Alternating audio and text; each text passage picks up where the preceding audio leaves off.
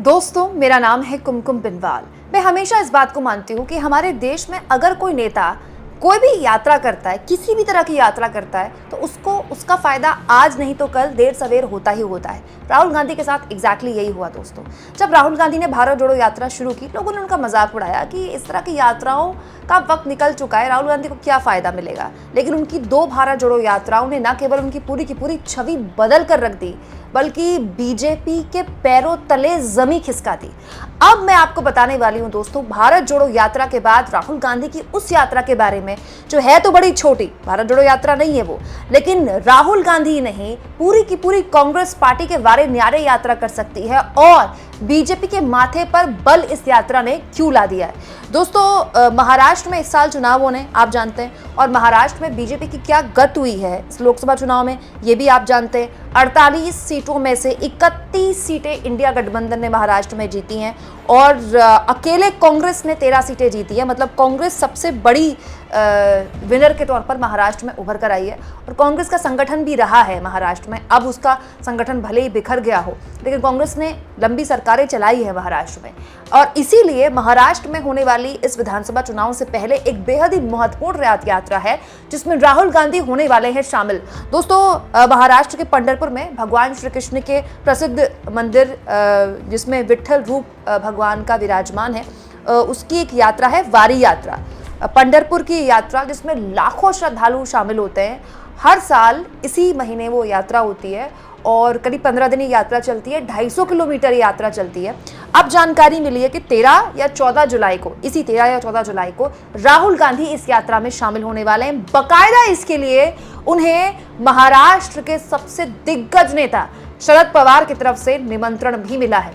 अब इस निमंत्रण के बड़े अलग अलग सियासी मायने हैं दोस्तों, और राहुल गांधी के इस यात्रा में शामिल होने के बाद कैसे बीजेपी को मिर्ची लगी है, ये सब कुछ मैं आपको तफसील से बताऊंगी। लेकिन मैं चाहती हूं कि जरा आप 2019 में चले जाइए।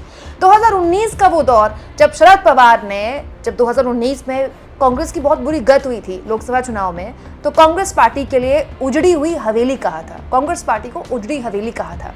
और ममता बनर्जी ने भी लगातार राहुल गांधी के नेतृत्व को, विपक्ष के नेता के तौर पर उनके नेतृत्व को बहुत सहजता से स्वीकारा नहीं है। लेकिन वो कहते हैं ना कि जब जनता आपको ताकत देती है, जब जनता आपको स्वीकार कर लेती है, तो फिर स्वीकार्यता हर नेता अब बड़ी आसानी से कर लेता है। वो शरद पवार जो कांग्रेस पार्टी को उजड़ी हवेली कह रहे थे, आज उन शरद पवार ने न केवल राहुल गांधी को इस यात्रा में शामिल होने का न्योता दिया है, बल्कि वो चाहते हैं कि वो इस यात्रा में शामिल हों। क्यों, मैं आपको तफसील से समझाने वाली हूँ। दोस्तों, महाराष्ट्र की सियासत उत्तर प्रदेश, बिहार या उत्तर भारत के किसी भी राज्य की सियासत से थोड़ी सी अलग है। महाराष्ट्र में दलित उत्थान, समाज सुधार और विकासशील हिंदू एक बहुत बड़ी तादाद में, और वहाँ दलित उत्थान और विकासशील समाज शुरुआत से ही रहा है। आज़ादी से पहले ही वहाँ दलित उत्थान को लेकर जिस तरह के कार्यक्रम हुए, खुद बाबा साहब भीमराव अम्बेडकर महाराष्ट्र से ही आते हैं, वो उस तरह के कार्यक्रम कभी उत्तर भारत में नहीं हो पाए। इसीलिए जो दलित चेतना है ना, महाराष्ट्र में बहुत ज्यादा है, बहुत जागरूकता है। दोस्तों, ये जो यात्रा जिसमें राहुल गांधी शामिल होने वाले हैं, उसके धार्मिक वजहें तो हैं ही, बिल्कुल है, लेकिन इसके अलावा इस यात्रा में सालाना समाज सुधारक संत तुकाराम और संत ज्ञानेश्वर की पालकी के साथ भजन कीर्तन करते हुए भगवान के दर्शन के लिए यात्री जाते हैं। और ये जो 2 नाम हैं, समाज सुधारक संत तुकाराम और संत ज्ञानेश्वर, इनको लेकर एक बहुत ज्यादा सामाजिक चेतना है, और वो चेतना बहुत हद तक राहुल गांधी से कनेक्ट करती हुई दिखाई दी इस पूरे के पूरे चुनाव में। जब राहुल गांधी ने इस चुनाव में हाथ में संविधान की किताब लेकर लोकसभा चुनाव की अलग अलग रैलियों में संबोधित किया लोगों को और कहा कि हम संविधान पर आंच नहीं आने देंगे, तो पिछड़ों की बात करने लगे, वो दलितों की बात करने लगे, तो लोगों ने मजाक उड़ाया कि संविधान कैसे मुद्दा बन सकता है, संविधान के नाम पर कैसे वोट मिल सकता है। लेकिन वोट मिला, ना केवल वोट मिला, बल्कि बीजेपी की उत्तर प्रदेश में जमीन खिसक गई। बीजेपी आज तक ये पता नहीं लगा पाई है कि उत्तर प्रदेश में जो शर्मनाक हार उसे हुई है, वो आखिर क्यों हुई है। स्मृति ईरानी जैसे मंत्री हार गए, खुद मोदी जी को बनारस में 1.5 लाख वोटों जैसे कम अंतर से जीत हासिल हुई। ना केवल महाराष्ट्र बल्कि देश के कई हिस्सों में उस दलित चेतना ने कनेक्ट किया राहुल गांधी से। दोस्तों, महाराष्ट्र की राजनीति के पुरोधा शरद पवार भी मान रहे हैं कि मराठा दलित और मुस्लिम, अगर ये 3 वोट बैंक महाआघाड़ी के साथ या इंडिया गठबंधन के साथ महाराष्ट्र में जुड़ जाते हैं तो फिर इंडिया गठबंधन की सरकार आने से दोबारा कोई नहीं रोक सकता महाराष्ट्र में। बड़ी बात यह है दोस्तों कि जब भारत जोड़ो यात्रा दोनों बार महाराष्ट्र से होकर निकली थी राहुल गांधी की, तो उसका फायदा भी मिला है महाराष्ट्र में, न केवल कांग्रेस पार्टी को मिला है बल्कि उसके सहयोगियों को भी मिला है। तो हर लिहाज से न केवल धार्मिक कारणों के लिए राहुल गांधी की यात्रा महत्वपूर्ण है बल्कि सामाजिक और राजनीतिक कारणों के लिए भी उनको काफी कुछ यात्रा दे सकती है। यहाँ पर इस बात पर भी गौर किया जाए दोस्तों कि राहुल गांधी ने लोकसभा में भगवान शिव की तस्वीर हाथ में लेकर जिस तरह की बातें बोली उसका काफी विरोध किया गया। मोदी जी को 2 बार खड़ा होना पड़ गया। मोदी जी खड़े होकर कहने लगे कि सारे हिंदू समाज को आप हिंसक नहीं कह सकते। राहुल गांधी ने उसी वक्त कह दिया कि हिंदू समाज का आपने ठेका नहीं ले रखा है। उसको लेकर बीजेपी काफी नाराजगी जाहिर कर रही है और बीजेपी ने राहुल गांधी की इस यात्रा का भी विरोध किया है कि हिंदू विरोधी बयान देने वाले राहुल गांधी को इस यात्रा में शामिल होने का कोई अधिकार नहीं है, उनको यात्रा में शामिल नहीं होना चाहिए। तो आप समझ रहे हैं बीजेपी को भी ये राहुल गांधी की इस यात्रा में शामिल होने की बात असहज कर रही है। राहुल गांधी ने रायबरेली में कल दौरा किया दोस्तों सांसद के तौर पर। वो एम्स गए, कई दूसरी जगहों पर उन्होंने अपनी मौजूदगी दर्ज कराई, लेकिन वहां वो हनुमान मंदिर भी गए।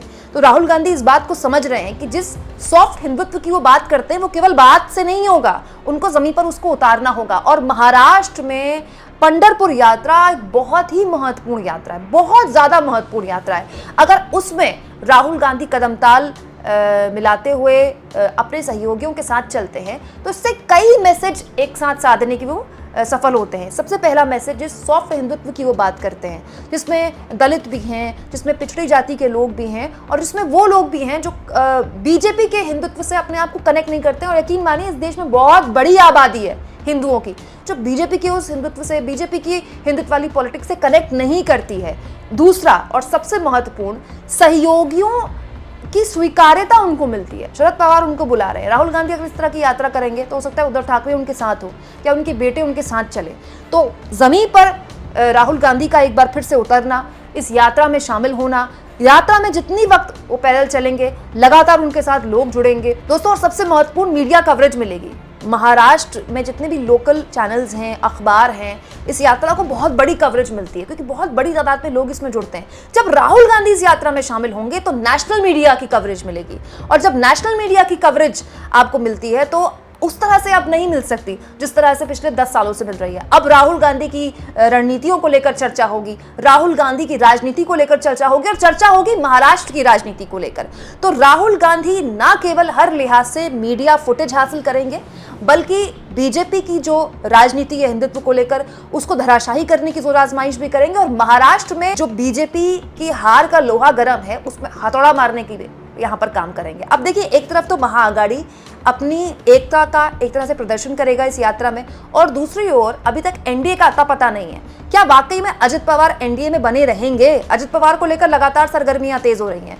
एकनाथ शिंदे और अजित पवार दोनों की पार्टियों ने अपनी नाराजगी कैबिनेट के मंत्रालयों को लेकर कैबिनेट बंटवारे के वक्त जाहिर कर दी थी। तो एनडीए के अंदर अभी पशुपेश की स्थिति है, बिल्कुल वैसी स्थिति है जैसे लोकसभा चुनाव के दौरान थी और इंडिया गठबंधन या महाआघाड़ी महाराष्ट्र में एकजुट होता दिखाई देता है, वो भी तब जब कुछ महीने के अंदर महाराष्ट्र में विधानसभा चुनाव हो जाएंगे। आपको दोस्तों राहुल गांधी का वाकई में ये कदम हर लिहाज से महत्वपूर्ण लगता है? कमेंट बॉक्स में जरूर लिखें और जितना हो सके चैनल को शेयर करें, सब्सक्राइब करें और थैंक्स और ज्वाइन के ऑप्शन से अगर आप चाहें तो कुछ आर्थिक मदद भी चैनल की जरूर करें।